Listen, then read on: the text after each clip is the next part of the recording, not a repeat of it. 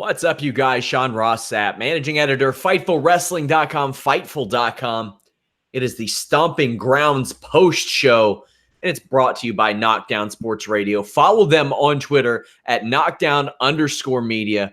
It's Chris Callicutt and Cody Teague tackling sports and the social issues that surround them. Go check them out there on podcast platforms everywhere. Chris Callicutt joined us for our NBA draft podcast, which was the longest podcast I ever did. Alex, you're back. I'm back. And I got to ask you, were you like myself, Chris, and Jeremy Lambert, who were on bowl watch last week? Yeah, well, I mean, he went to my alma mater. He went to Oregon, which is where I went to undergrad. So I followed the bowl story long before Thursday night.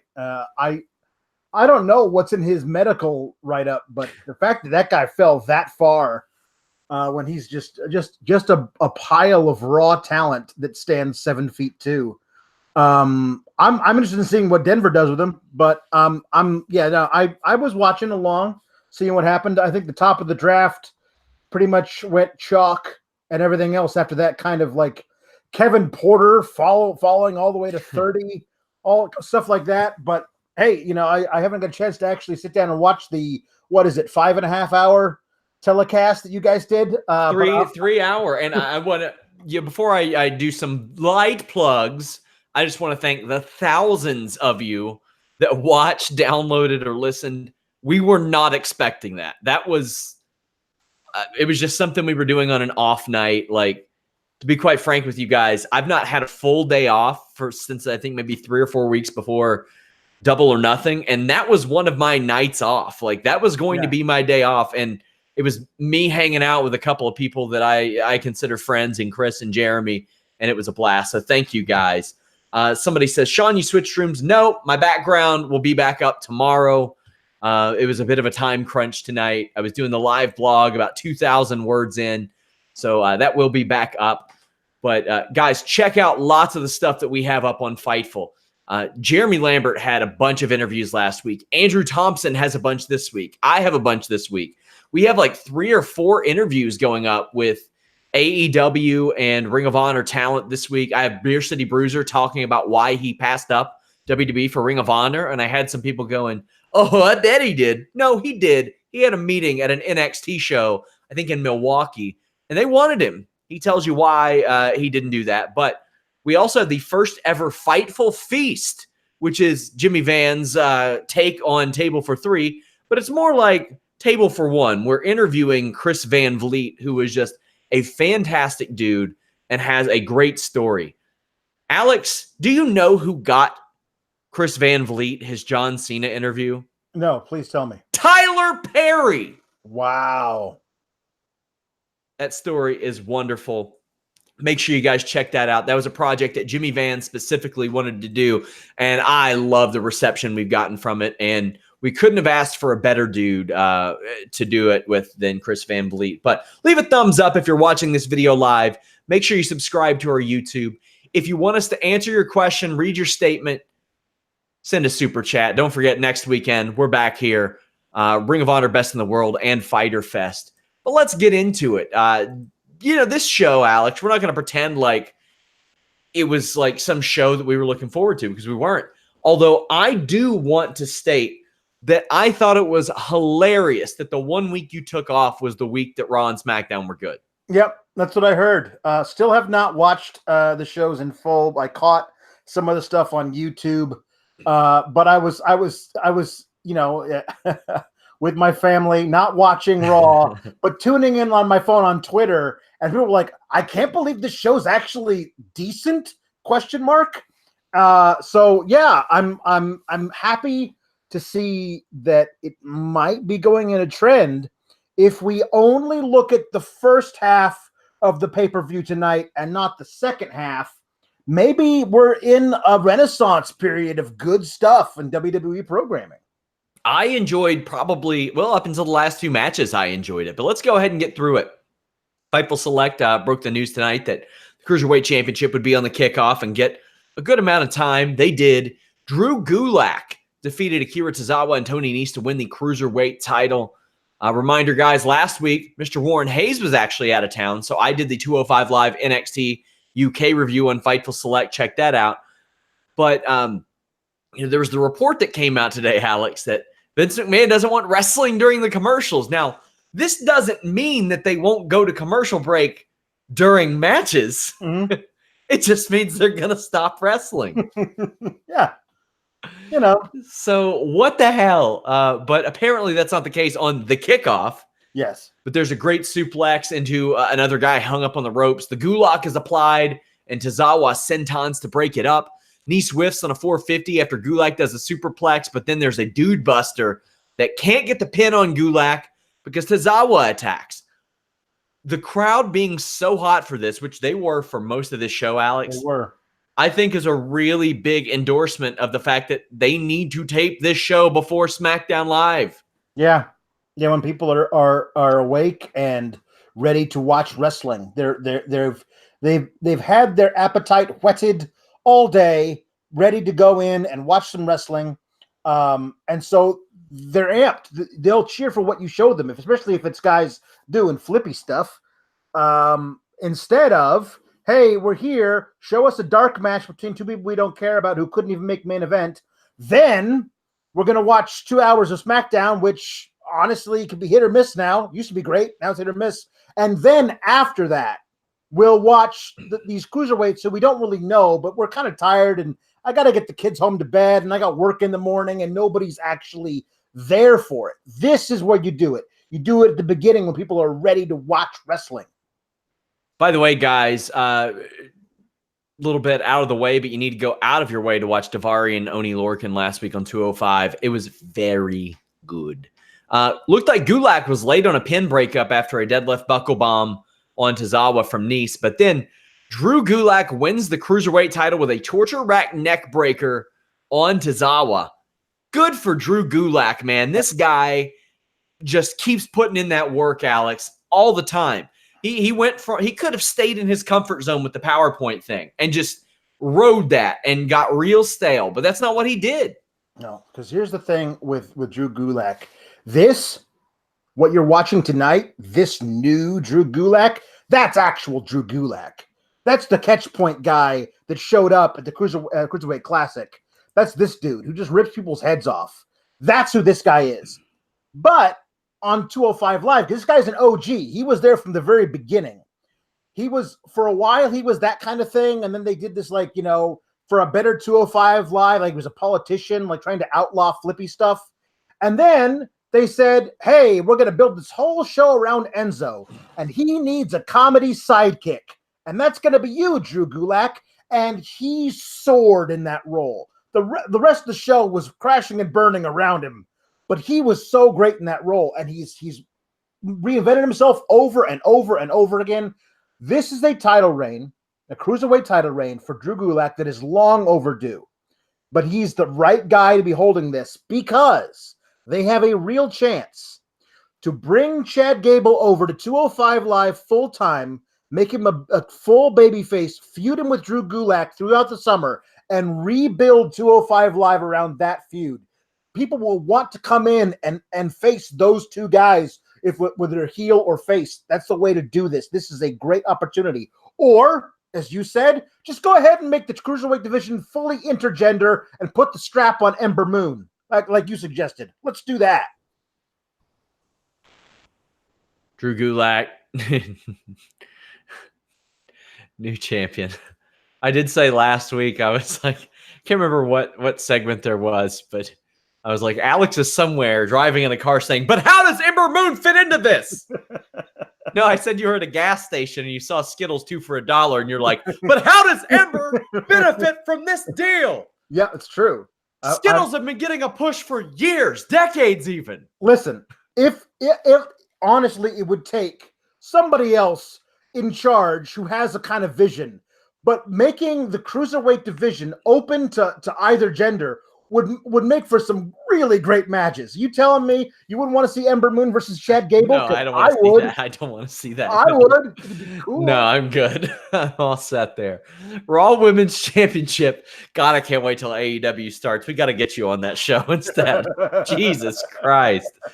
Becky Lynch defeated Lacey Evans to retain the title. This crowd was still hot. This was a good one. Lacey's got some new gear. Becky rocking a ponytail, if you're into that type of thing. This is a lot of Becky catching Lacey's offense and dominating early on. A very light "you can't wrestle" chant for Lacey. Haven't heard one of those in once in a while, or in a while, rather. Becky gets caught and slammed to the mat.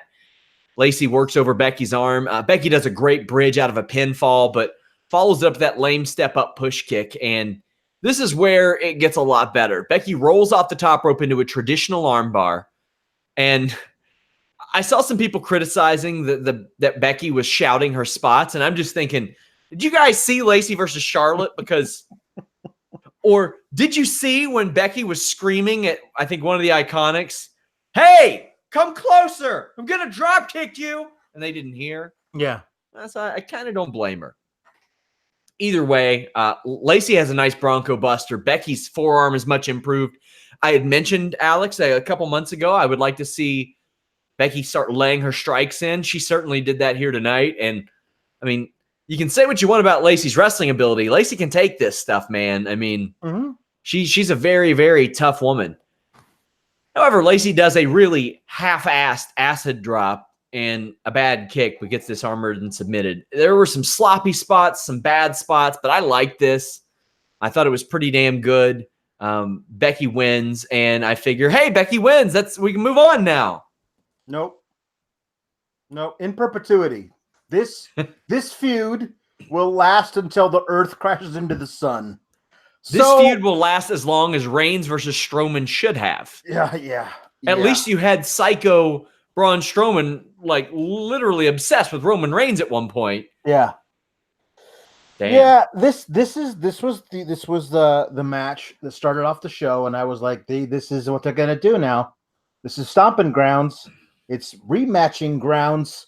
That's all it is. And we're just gonna keep doing that. Okay, well, I mean, this was fine. This was okay, but I just, it's a weird thing to be like, let's make Lacey Evans the most important female on either show, even if she doesn't have a title, which we'll talk about by the end of the night. It's a weird deal, but this was not offensive in its badness, but it was bland. Like I didn't feel anything watching it, mostly because I'm kind of done with this feud. But at this point, I said to myself, I just hope that Stomping Grounds isn't an entire waste of time. And then the next few matches like blew me out of the water. So I'm happy that this match was kind of like starting off. The crowd was into it, and that's good. But I kind of am at this point in the night. I was saying to myself, I am entirely done with watching Becky and Lacey wrestle each other, at least for now. Well, I'll tell you what you weren't done with. Seeing Baron Corbin try to give Caleb Braxton the deep six. So Paul Heyman was in Baron Corbin's office that Corbin has for some reason. Yep.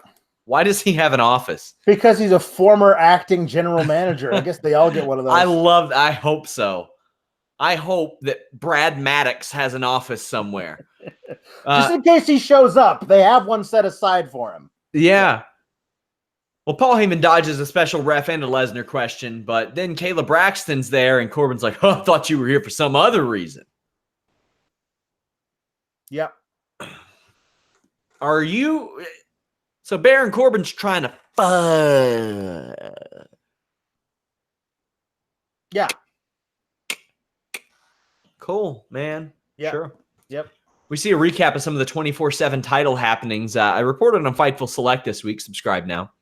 This filming went way longer than anticipated. They weren't sure who the hell was going to ref this, but Drake Maverick is very popular with WWE management right now. I don't know if he pitched it or if he just went along with it, but either way, he's in their favor. I'll tell you what, KO and Sami Zayn in the New Day are in my favor. They had a kick-ass match, Alex. Yeah. Kevin Owens just spammed a bunch of super kicks. It's like he turned his special meter all the way up and just cheated. Swanton bombs, Blue Thunder bombs land, frog splash. Xavier gets isolated and just destroyed in the corner. This was great. It was different. It was a different way to start the match, Alex. I'm all for that. Yeah, me too. These guys went out and said we're gonna have this match like it's 5th from the end of WrestleMania for the titles. Like it just felt like I think about a year ago we were talking about man, they should have, even that longer than that ago when they were feuding. We said Kevin and Sammy should be a tag team. They'd be great together. They could have them feud against the New Day, all this kind of. We were talking about that years ago. Go back and check the tapes. Pretty sure we talked about it. This is great. This is a match that we were hoping for 2 years ago. And we're finally getting it. And in what was basically a throwaway match in what we anticipated to be a throwaway pay-per-view. And these 4 guys said, no, we don't do throwaway matches. We're Kevin and Sammy and the New Day. And they just went for it. It was basically a sprint. It was great stuff all around. I really, really enjoyed this match. Way more so than I thought I was going to. Perhaps the most ironic situation of this is it's the one blessing of the wild card, I think. But it's after Kevin Owens was like, yeah, I mean, it's cool tagging with him, but I'd kind of rather we do our own thing in an interview last week. Yep. Damn. So we're like 6 minutes in, and Xavier just gets his first offense. They've beaten him down hard. Mm-hmm. For some reason, Big E doesn't see Zayn running all the way across the ring to knock him off the apron. Mm-hmm. Come on, Big E, wake up. Either way, he gets the hot tag and kills Zayn with suplexes, and it really heats up. There's an electric chair splash, and normally I'd be like, why the hell is Xavier doing this to Big E? I mean, I get it, but he's hurt. But then you see the impact of it, and you're like, oh, that's why. That's why. Yeah. The Midnight Ride gets stopped, and Xavier eats haluva kicks and pop-up power bombs. And then Big E just steals Zayn's soul with a clothesline. Yeah. Kills himself with a YOLO dive. And in the middle of all this mayhem, Kevin Owens wins clean with a stunner. I love him. Win him in the ring, lose him in the ring. Kevin Owens needed this win. Won it with the stunner. Glad that just because he's a heel, he hasn't abandoned the stunner, Alex. Yep, no. Xavier Woods. I don't know if you can say he's one of the most underrated performers in WWE anymore. This man is becoming one of my favorite workers, period. He is so good. Yeah, it's one of those things where I think there was a point right at the beginning of the New Day when they were starting their title reign and winning stuff, and it was kind of like the thing of like Xavier Woods was the guy who played the trombone on the outside and occasionally wrestled. And if he was in the match, you were like, oh, the New Day might lose this. Like even when they were like in the middle of breaking Demolition's record, like that was the point we were at a few years ago. Now Woods is absolutely on par with the other two. He's not afraid to kill himself in the ring. And he does great stuff. There's always something innovative. Like I remember the first time they did the electric chair splash with him and Big E. Like that brought me out of my seat. Like I couldn't believe that they were doing that. Like really cool new stuff. I also, not for nothing, loved his sell of the stunner. Yeah. It brought me back to great sells of Austin Stunner. Looked a little bit like he's got a little experience. He took one from Austin a few years ago. That's true. But it looked a little bit like Scott Hall taking one. Yeah. I really like this. I again also love Kevin Owens winning matches with the stunner. I'm all for it, man. Great. Austin ain't coming back. Nope. And there's nothing. I mean, hey, if Austin shows up for a one-off, there ain't no reason he can't hit Kevin Owens of all people with a stunner. Yeah, that's how you do it, like that. It was either today or yesterday was the anniversary of him doing the 316 speech. So maybe it was a little shout out to Steve on that very important anniversary.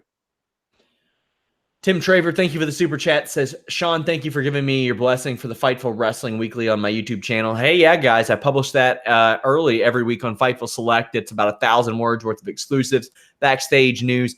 Myself, Andrew Thompson, Jeremy Lambert, we are all the time getting interviews, make sure you all follow Jeremy at Jeremy Lambert 88 on Twitter and follow Andrew at AD Thompson __. But Rob Wilkins says, Bob Sapp Fightful interview coming soon? No, I am not going to buy his 3 business class plane tickets that he's demanding. And Bob, please stop emailing me. It's getting weird. Up next, Ricochet defeated Samoa Joe to win the United States Championship. Samoa Joe matches are snake bitten, so I expected him to like break his orbital and Ricochet to get like diagnosed with a narrow urethra or something. Like I didn't know. Like, it seems like there's always something bad that happens in one of these big matches. That wasn't the case tonight. This ruled. Yeah, gosh. It just goes to show you, like you give Samoa Joe's a fantastic sports entertainer at this point in his career, but if you give him the right dance partner, he is still a top of the line professional wrestler. There's a lot of stuff that he's not as quick as he used to be. He still sells some great stuff, hits some great moves, but he's not the same as he used to be.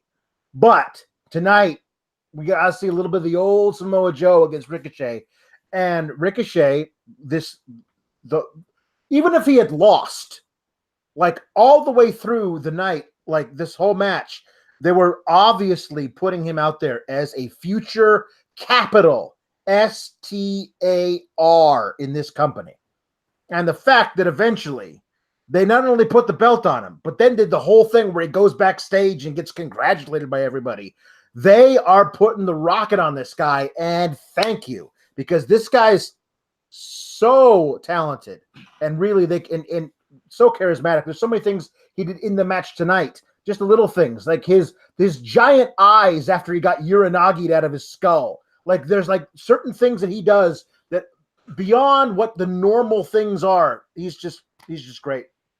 You know, for as much as we criticize WWE for not letting people get over the way that they should, they've let Ricochet get over the way that he should. And you know what that is, Alex? It's in the ring. It's not cutting long promos. It's not really saying a lot. It's doing what he does best, and that's doing insane things inside and outside the ring, quite frankly. Like this is hard. This is hard hitting early on, too. Like Ricochet and Joe were slugging it out, man. Yeah, no, they were smacking the crap out of each other. This is a thing. You bring up the long promos, and his introduction to the main roster was as a tag team partner of Aleister Black. How many matches has Ricochet had since the last time we've seen Aleister Black in a ring? Like, it feels like dozens. Yeah. And he's now a champion. And meanwhile, Aleister Black is begging for somebody to come to his door and challenge him to a match. Like, it feels like if you cannot have 2 more wildly different ideas of how to build a new character. It's been 10 weeks since Aleister Black wrestled on TV. April 15th. Yeah, exactly. Like it's crazy how long it's been. So that's the whole thing. Is like you say, we're going to build Ricochet by having him do amazing, awesome matches, and we're going to actually put him in a title match. We're going to give him the title. We're going to have him go backstage, get congratulated by Seth Rollins. Meanwhile, on the other show, Aleister Black's going to be moody in front of a camera.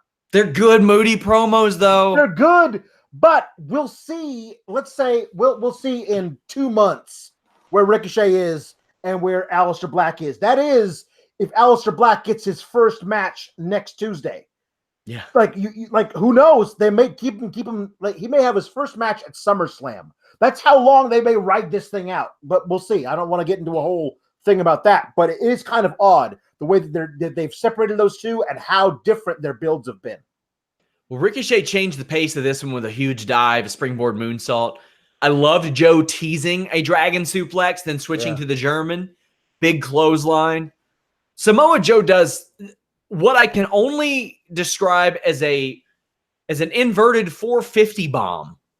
Yeah. Ricochet goes to kick Samoa Joe, and Samoa Joe holds the foot of Ricochet. Yep. He then grabs Ricochet by the heel, flips him backwards. Now, you would assume Ricochet is going to land on his feet, attack. No. Ricochet goes around 450 degrees and lands flat on his back. That's the benefit of Ricochet being able to do what he does. Yep. Not only can he make himself look amazing, Alex, he can make his opponent look amazing too. And I thought this was a great balance where Yes. you're never going to see that sell from anybody this side of Jack Evans on AEW, Right. maybe. Yeah. No, that was fantastic. And yes, you're right, because we've seen a lot of guys be able to do you grab my heel, flip me over, I'll land on my feet. Like Seth Rollins does that kind of routinely. Like that's a thing that people do. You know what I miss? I miss the old hit him in the stomach, put your leg on top of their head like you're going to do the, yes. the lazy head scissors. Yeah. And Michaels used to do that all the time. And then you flip over. But yeah. the thing is that when Joe grabs the foot and starts to fling him, I immediately go, he's going to land on his foot, on his feet. Let's see what happens. But the fact that there was an extra rotation, it caught me off guard. And I was like, oh, wow, that's really cool. That's what everyone who does the move to the guy who lands on his feet is attempting to do. Like what Joe did, he was successful. Everyone else is trying to do that, and Joe actually did it because Ricochet's able to take that bump. The funny thing is, you mentioned that, like when Shawn Michaels did used to do that, where he'd lay that thing, lay leg on the top and flip back. He never actually did the Hurricane Rana out of it. Nope. I didn't even know what the hell he was doing until they put that move in a video game like 10 years later. Yeah. Like for a while, I was like, is he about to do the rocker dropper? Because Marty Jannetty did that all the time. Yes. I had no idea. But this, anytime somebody does that to Ricochet now, will be like, okay, is he going to land on his feet? Is he going to land on his back? Is he going to land on his chest? What's going to happen here? Like I guarantee you, Ricochet says, guys, I can get another half rotation out of this land on my stomach. I'm like, don't. It's cool. You don't need to. You've already impressed us enough. You know what I mean? It's one of those things where I feel like he always thinks he can get another rotation out of something, like his crazy thing off the cage in War Games. Like, you don't need to. We're good. You're already like twice as impressive as everybody else. You don't need to be 3 times as much. Save yourself.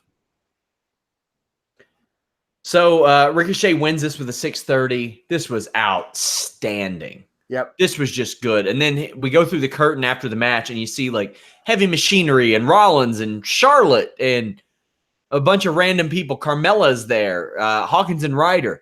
And then Triple H comes over and congratulates him to a really big pop. What'd you think of this? This was a little bit different. Well, this was them showing like this guy's a big deal. He's gonna be a big deal eventually. Like having him come backstage with the U.S. title and be congratulated by Seth Rollins, who's wearing the Universal title. That's a moment that gets put in the video package when Ricochet challenges Seth Rollins for the Universal title one day. Like that's gonna be that's a thing that they're obviously setting up. What was a little odd was like how, hey, Charlotte, who's totally heel, is backstage congratulating. This is like the biggest people that they have backstage to be there to congratulate him. Felt a little forced, but I did love the Triple H thing because it's Triple H's boys. It's a thing people recognize as a guy Ricochet coming up from NXT that maybe Triple H has a little hand on in who gets pushed. Maybe it's completely wrong, but there's a perception there. So I like that they're actually playing into that. It was very cool. You don't see this a lot. Then later they have a thing where they appear to be setting up his next challenger as AJ Styles. Yeah, let's talk about it. I thought this was pun intended, phenomenal. But, yes. Ricochet's backstage, doesn't have to say a word, just getting his pictures taken. The club comes up, the Good Brothers rather, Anderson and Gallows, and I say, oh, what's going on here? But then AJ approaches, and they're all like posing for pictures with him. I hope they post those, by the way. Me too. But AJ says, you know what? I'll see you tomorrow. And I think, hot dog. Yeah. Hot dog. Yeah. Yeah. That's outstanding. Yeah, because here's the thing. I did go back and catch the 5-way. And I thought, well, after he won immediately, oh, well, any of those guys are going to be his next challenger. You could tell me that he's already had a series of great matches with Cesaro. You could tell me because the last guy that he beat to become the number one contender was The Miz. You could tell me he's going to do that. You could even have Braun Strowman do one of his, umpteenth heel turns and say, you pinned me after these guys beat me up, so now I blame you for it, little guy. I thought any of those guys was going to be the next challenger, but if you tell me, oh, no, it's going to be a king-making turn against AJ Styles, one of the top guys in the entire company, who doesn't happen to have a title right now, that's big. That's a big thing for him, for Ricochet to have a program with him, especially if AJ's got the club in tow, because that makes him even more formidable. I love it. Guys, make sure you keep it locked to FightfulWrestling.com this week. I think it's Tuesday. Jeremy Lambert has an interview with Flip Gordon that goes live on the site ahead of Best in the World. Thursday, Andrew Thompson has one with Jungle Boy ahead of Fyter Fest. He is in a big match on that show. I have one with Mark Haskins that drops Wednesday and Thursday ahead of Ring of Honor, and I interviewed Beer City Bruiser ahead of the tapings as well. Lots of big stuff going on at Fightful.com. And remember, check out that Fightful Feast with Chris Van Vliet. My favorite match on this show tonight, Alex, featured heavy freaking machinery. Yep. Unbelievable what these guys all did. Daniel Bryan over huge in Tacoma as he and Rowan retain the Tag Team Championship, SmackDown Tag titles over heavy machinery. This was amazing. This was fantastic. I loved this. Early on. Now, I don't know if this was planned, but whoever planned it or whether they called it on the fly, I'm going to work to find out that, because I do know who set up this match, and they were very proud of it. But I was like, Heavy Machinery are going to need to pivot and at least play a little bit of a heel role here. And they did, but not so much that it compromises their weekly characters. Right. All this was phenomenal, Alex. Yeah, I mean, you have to wonder if this match, this pay-per-view is taking place in any arena, in any of the other states in the Union, how hugely over Otis would have been in particular. Tucker too. But, like, they were playing up to the crowd, but the crowd was having none of it because they were entirely behind Daniel Bryan. Also kind of Eric Rowan, but entirely behind Daniel Bryan. So Otis, who's done nothing but just try and be, wacky big fat guy since he's been on the main roster, has had to shift a little bit. Not entirely, as you said, to break his whole character that he's been playing, but just a little bit in front of this crowd, and it totally worked. I mean, you tweeted this. I absolutely see Heavy Machinery as having a fun little heel run at some point. This was just, man, it was amazing. A please recycle chant, that was funny. Press slam and what I'll call the relay suplex from Otis to Tucker. That was awesome. That was great. Tucker destroyed Bryan with a clothesline, and Otis's power is just outstanding. He caught Daniel Bryan out of the corner, missed a Vader bomb, and then one of the best spots of the night is Daniel Bryan going back to the yes kicks. Yep.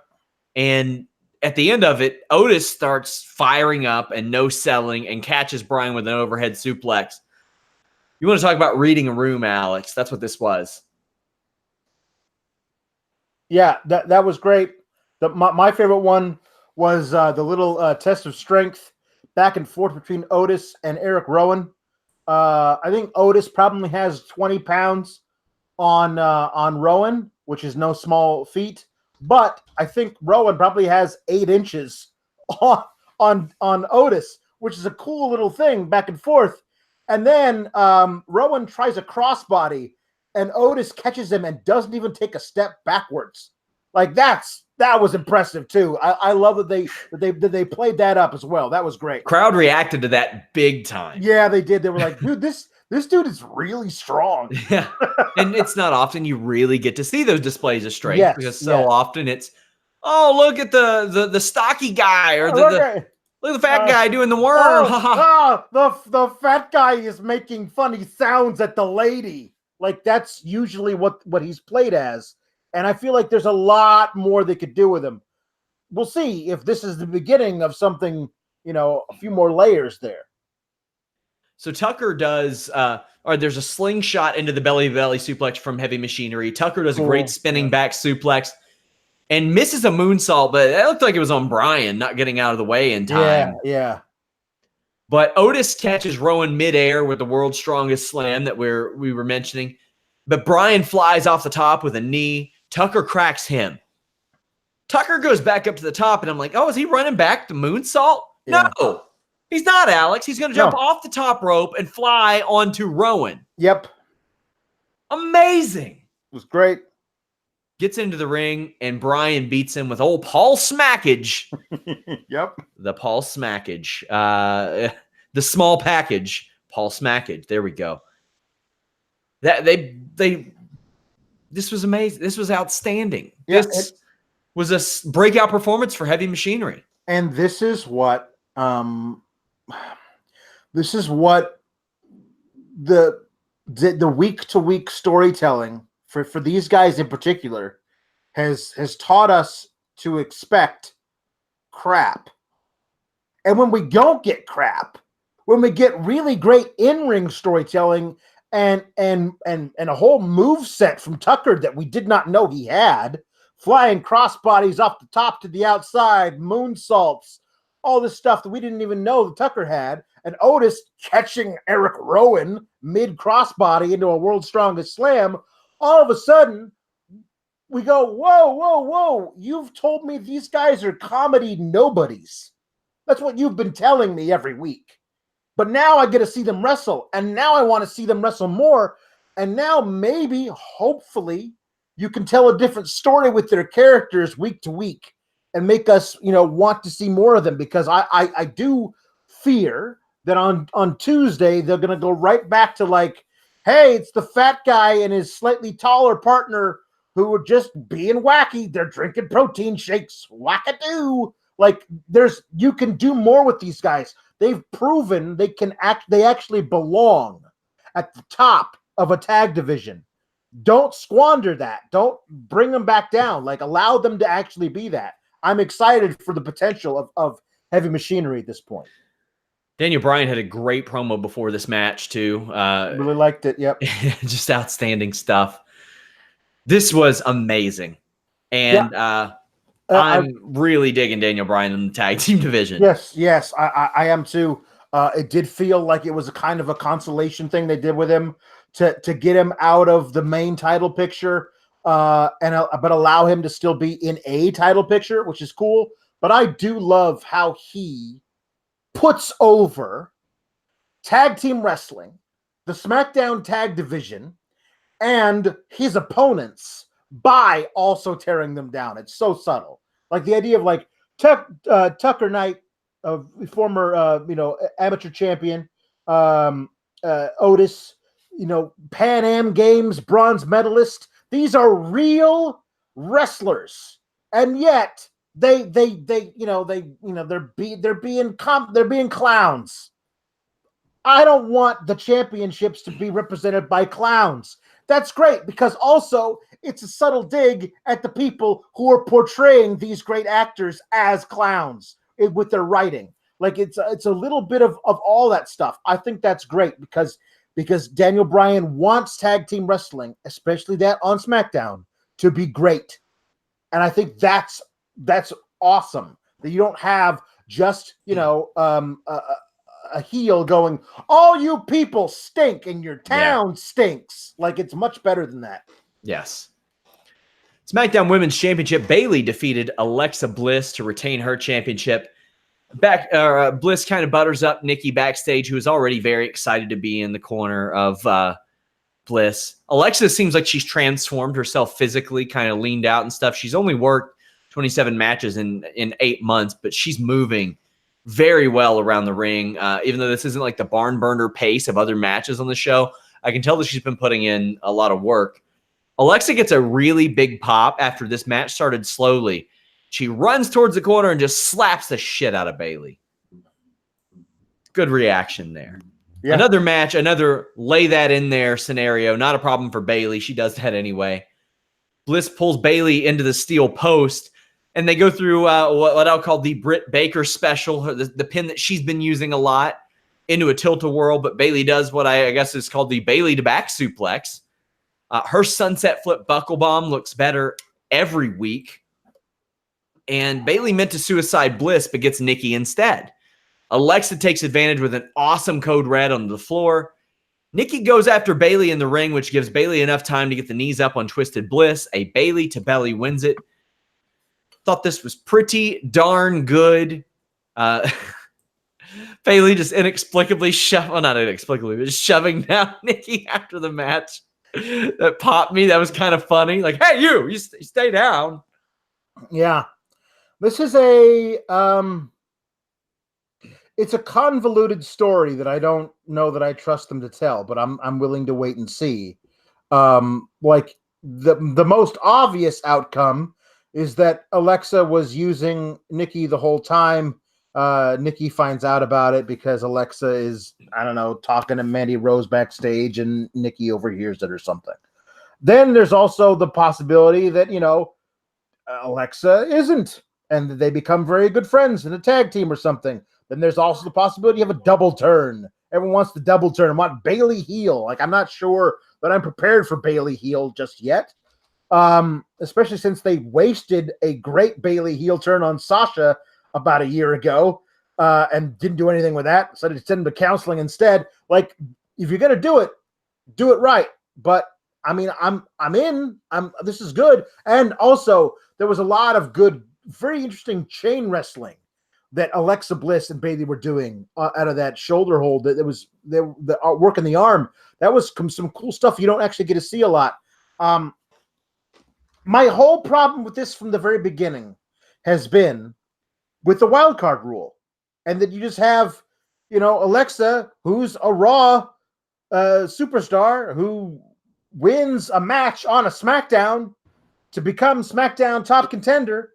Like, that's a weird thing to, like, and we kind of forgotten about that because as Kevin Owens said in his interview, the wild card rule was loosely defined when it was first came out, and it's been loosely enforced since then.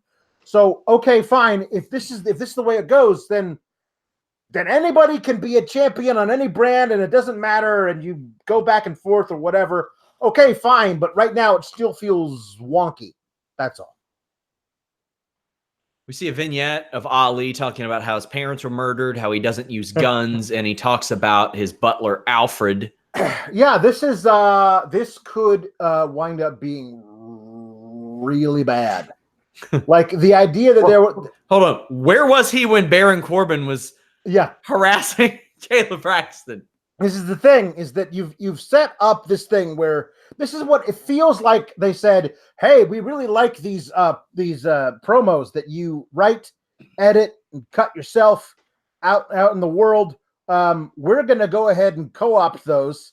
And you are going to stop this random woman from being an alcoholic with the power of your baby facing. Like, that's not necessarily where, okay, fine. Like, I'm a little better with him, like, stopping the two dudes from bullying the guy. That's better. But he intervenes in domestic violence out on the street without knowing any of the context. It's weird. Like, it's got the potential to be great. And I believe Mustafa will make it great. Somewhere Zack Ryder is like, know your feeling, bro. Yeah. if this were anyone other than my fave, which Mustafa Ali has been for years now, I would probably, like, really hate this. But it's Mustafa Ali, so I gotta, like, give it a chance. You should give everything a chance, Alex. Right. Objective. That's true. But what I'm saying is, I believe this will go somewhere good as opposed to anticipating it going somewhere bad.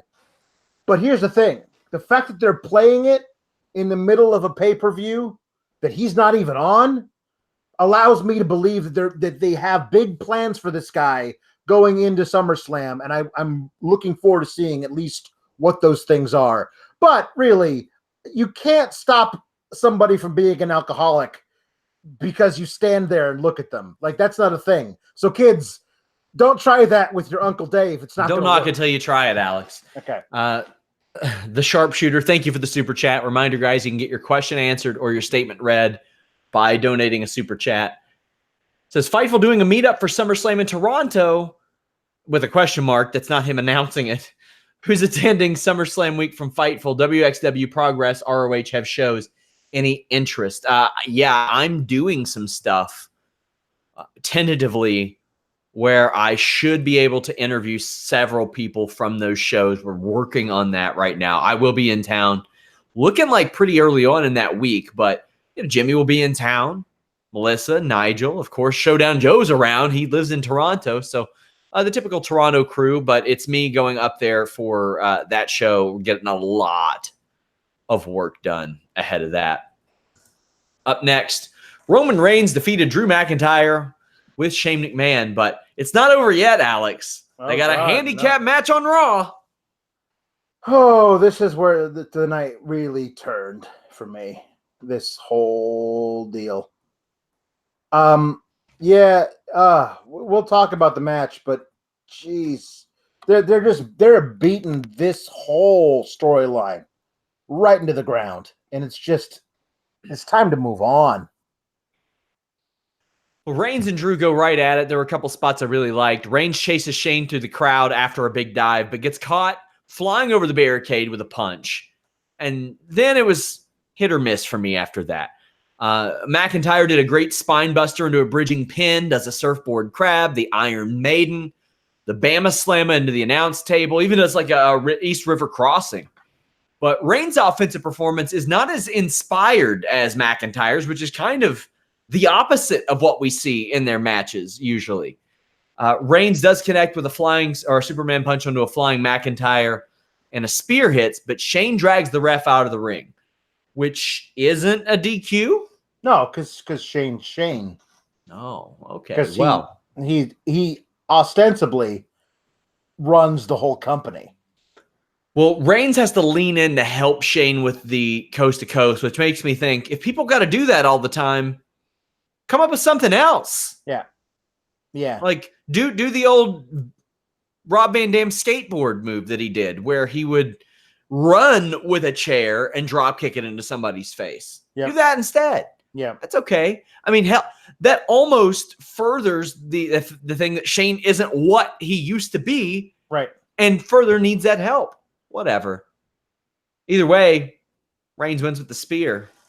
It is what it is. Yeah. They are not doing Roman Reigns. I mean, okay, the crowd loved Roman Reigns here, so maybe I'm alone. But to me, in my personal opinion, they could be doing Roman Reigns way more favors by putting him up against fresh, newer talent that he hasn't worked with 100 times. Yeah, this is the thing. Roman Reigns, this is the problem. Is like, I mean, I wouldn't wish this on anybody, but go back and listen to the commentary during this. It's just Michael Cole saying big dog 100 times and then saying ever resilient and all these things that describe, the fact that he's basically invincible. This is the stuff that kind of got to this point. Like, we know he's not. Like, he beat leukemia. Like, that's a cool thing. You could like the fact that he's not invincible in real life. There's other things you could do with this guy that don't involve him. Like, oh, how will he ever overcome the odds? Whoops, he overcame the odds. Like, that's basically the story of every Roman Reigns match. And okay, but it's kind of lost all of its luster. Like the idea, like, we've never seen Roman overcome these odds. And then he does. And then you say that again the next match. And it just becomes a thing where it's kind of a parody of itself at some point. And this is the thing also. A few weeks ago, we had Roman Reigns versus Shane McMahon in a match, and we both made predictions for it at signs of time, saying that that Roman was never going to lose that match versus Shane, and he did, via chicanery and all sorts of things like that. But now this is the match that he wins. Versus Drew McIntyre, who way more badly needs a victory than Shane McMahon at this point. Like, the guy who you got to have, like, who would who would gain so much more from beating Roman Reigns, even via chicanery, is Drew McIntyre, not Shane McMahon. And the way they sold this thing after the match of like, finally, Roman Reigns is free of Drew McIntyre and Shane McMahon forever. And then we know that that's not true because of that's how they write things. We knew that at the time. And then later we see the thing where Shane McMahon challenges him to a 2-on-1 handicap match tomorrow on Raw. And we just go, yeah, I know, because it's just this thing that never ends. This thing that never, ever ends. You got to move past this, guys. Well, hopefully that's what happens with Kofi Kingston against Dolph Ziggler, because this was the most remarkably average match I've seen during Kofi Kingston's run. Yeah. This 5 minutes in, the coolest thing was them missing their finishes to open it. Otherwise, it was boots and drop kicks. The first good spot that I saw came like 9 minutes in with a body press. Ziggler applied an ankle lock, and Kofi climbs out of it, eats a super kick. And I loved where he almost fell out of the cage. That was cool. Yeah. And Ziggler's panic. But Ziggler hits a zigzag for 2. This one is a snoozer to me. Yeah, bad. Ziggler goes to crawl out of the rope or crawl through the ropes, but Kofi jumps over him and wins. I thought that between the opening spot, the little body press, the really great SOS, the ankle lock spot, the super kick spot, the zigzag, and crawling out and then being jumped over, this could have been a very good match. But it didn't need to be as long as it was if it was going to be this. Yeah. It did not need to be this. And that's a bummer to me because I know that both of these guys can work their asses off. Yeah. But Wikipedia says 20 minutes. Yeah. If it were 20 minutes, it should have been 10 if this is what it was going to be. Yeah. The problem with somebody says only if they could have blood. No. What was blood going to add to this? No, nothing. If we saw the exact same match, but early on, like Ziggler had gotten color, but the rest of the match was wrestled the same way, it's the same match. It's crap. There's nothing interesting to it.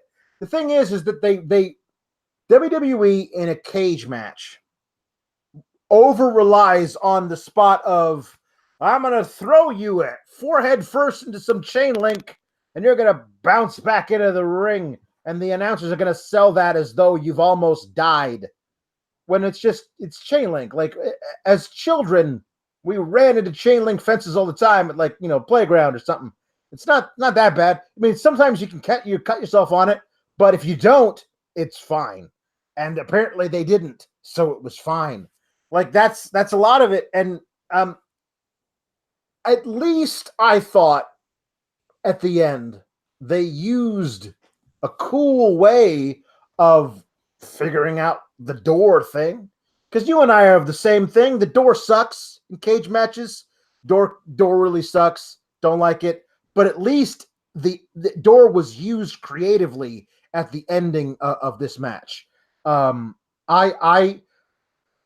think the whole thing of we're going to use this as a cage match, and that way the New Day, Big E and Xavier, they can't get involved.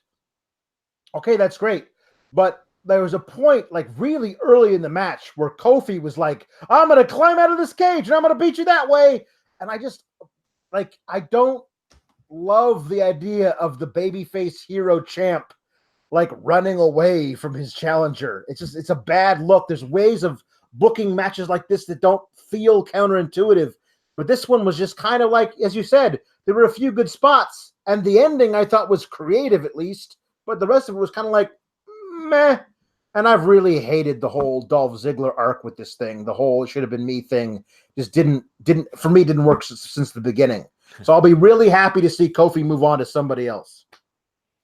The Sharpshooter, thank you for the super chat, says, Alex, come to Canada and run for prime minister and win it with that Sands of Time gimmick. Keanu Reeves legendary, we the North. I don't know what that means.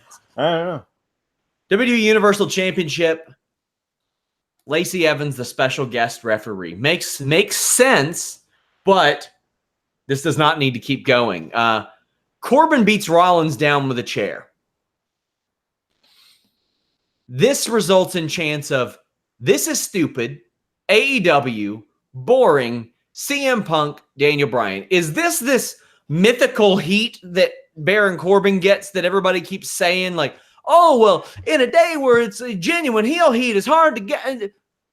That ain't genuine heel heat. Nope. That is Baron Corbin getting booed for the sake of being boring and for the sake of bad decisions. This is not genuine heel heat. Now, as I've mentioned, Vince McMahon sits behind Gorilla and just hears people boo him overwhelmingly. So I get why he thinks that.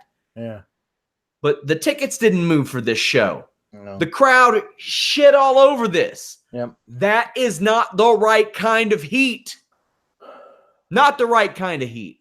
Corbin works over Rollins with a ripcord slam, superplex, uppercut. But you know what we're getting? Lacey doing a slow count after some strikes from Rollins. So based on that, Alex, that elbow and the forearm and the knee and the super kick, that Corbin was done. He was finished there. Yep. So I don't need to see Baron Corbin getting a title shot again. Yeah. He lost of his own ignorance at sands of time, and he would have lost to a super kick like 5-6 minutes into the match, if not for a slow count. Don't need to see him anymore. No more merit. Yeah.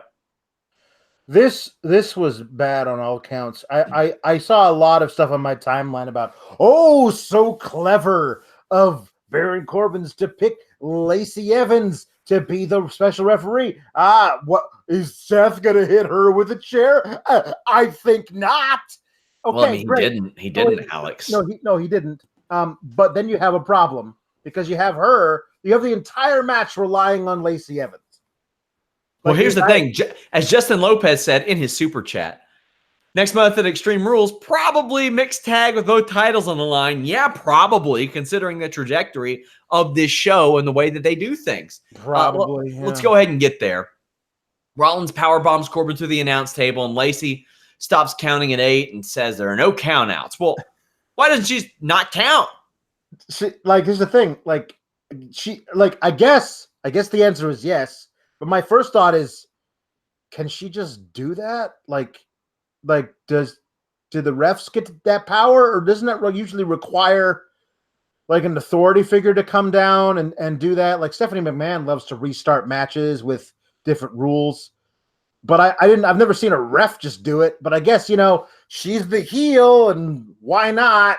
Because things just happen now. So okay, Lacey, you can change the rules of the match, not once, but twice. Fine. She does the same with a DQ because for some reason, after Corbin's been hitting Rollins with a chair, she didn't DQ him, but now she just wants to let it be known. Oh, okay. That's dumb. Rollins had hit a frog splash. Lacey pretended her arm was hurt. Corbin did an amazing choke slam, though. Yeah. Holy crap. Outstanding. But Rollins does a Falcon chair on the arrow, no count. Lacey Evans slaps Rollins and punches him right in the penis, and End of Days lands. Becky Lynch comes out to a humongous pop. Yeah. And it's one of those pops they had to be watching for Becky Lynch. So that was cool. Well, everyone knew the ending of this match. Yeah. Like, that was the problem, is that they've been leaning so heavily on the whole, hey, did you know Becky and Seth are dating? Becky is Seth's girlfriend. You know that, right? So it was, yes, the person that Becky hates most of all is also screwing with her boyfriend. So therefore, the ending could not be more telegraphed. Yeah, I thought that Becky would put her in a disarmor, and every time that she tapped out, that would be the 1, 2, 3. That's funny. Yeah. That's actually clever. That's clever. But see, no, they're not going to do clever. Maybe I would have lasted longer than a week. Doubt it, though. So, Becky Lynch beats the living shit out of Lacey. Very good beatdown. Yeah. Who she's already beaten twice in actual matches. I loved that John Cone was the referee that hit the ring. Yes, at least that had some continuity. Yeah. Have you ever watched the movie Hancock? No, I missed that one. You need to watch it. It's actually pretty fun. All right. Baron Corbin hits the villainous, not you. You didn't. Yeah. Just look, not you again. And Rollins versus End of Days and wins with a curb stomp. Rollins and Becky embraced to end the show, and this is more of a story than what the match is. And Kristen Ashley, thank you for the super chat. Make sure you guys check out belltobells.com. Says, is Rollins Lynch relationship as an angle good? Well, I think it's very subjective. And I know a lot of people are upset and they think, well, they're trying to make her Rollins' girlfriend. I think they're trying to make Rollins Becky's boyfriend.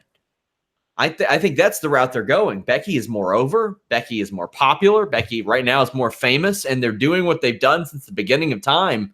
They're getting somebody to rub, and I think that's a ringing endorsement of Becky Lynch. And also, if Rollins doesn't call himself the man's man, the real man's man, I don't know what he's doing, first off. Yeah. But what do you think of this, Alex? Because I'm pretty sure you've got a scalding hot take that won't backfire on us at all. Yeah, no. If I just don't trust this company to be progressive enough to be like, it's actually Seth is Becky's boyfriend.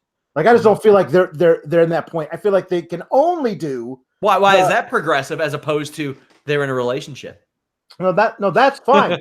Actually, the best thing they could possibly do is they're on equal footing and in a totally equal relationship. They stand on podiums that are the same size. They wear ribbons that are the same colors. Yes. That would be the actual thing that would be great, is to make them equals. But I don't think that they're capable of doing that. I would like them to. The thing is, if they turn Becky into she's Seth's girlfriend, like that's the character she has. Yeah. As they did in NXT, where Candice LeRae was just Mrs. Gargano for a year. Like, I swear to God, this company, like, please don't do that. If you can figure out a way to actually make it a cohesive, natural story that runs its course as these two are in a relationship, and not that it's like about the fact that they're in a relationship.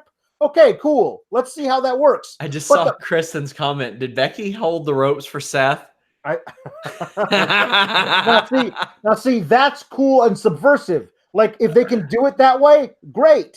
But I don't trust them to do that. Now the thing is, the problem is that I have with this is that the inevitable next chapter is Seth and Baron's feud continues, and Becky and Lacey's feud continues, and both of those feuds need to have been done weeks ago.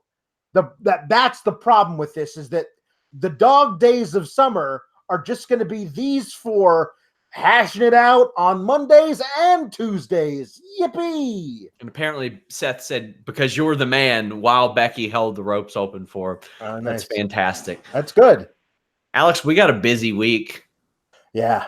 Raw and SmackDown. Wednesday's listing your boy, by the way, guys. That's going to be a lot of fun. I didn't do a post show for the MMA podcast last night, but boy, was that a night. Artem Lobov, a Conor McGregor training partner who was a less than 500 MMA fighter, beat Paulie Malignaggi in a friggin' boxing match. That's going to be fun to talk about this week, Tuesday, 2 p.m. Eastern, over on the MMA channel. If you all haven't subscribed there, go do so. It's youtube.com/Fightful MMA Boxing. But we got Warren Hayes' show this week on Select. We got The Weekender on Select. I had my Q&A show this past week on Select. You all can subscribe, ask as many questions as you want. We have the Fightful Backstage Report podcast. And this weekend, Alex, I don't know if you realize how stacked these next 3 weeks are. Yeah, it's a lot. It's a lot. Yeah, Stomping Grounds this week. This weekend, Friday, Ring of Honor, Best in the World, I'm covering that. Saturday night, Fighter Fest, covering that. Sunday, I don't know. I might dial you up and ask you to get on the horn for NBA free agency. Haven't decided yet. Don't know. But the next week, UFC with 2 big title fights, Holm versus Nunes, Jones versus Santos, and then New Japan, and then Impact Slammiversary. Oh, how about coming back the next week for Extreme Rules? What? The WWE stuff, the turnaround is insane. Like, it's just too fast.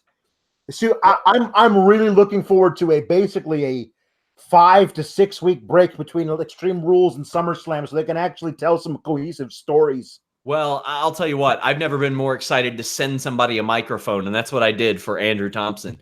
He's Nice. going to do some more stuff with us. Jeremy Lambert's going to do some more stuff with us. Our schedule is going to be wild in the fall. It's going to be changing a lot. But by all indications, looks like Monday, Wednesday, Friday with pay-per-views Saturdays, sometimes Sundays. It's going to be really, really interesting, guys. But make sure you all follow Alex at Pawlowski the Fourth. Follow me at Sean Ross Sapp. Somebody says, Sean, did you ever do that NBA draft report? I was a bit busy over the past few days.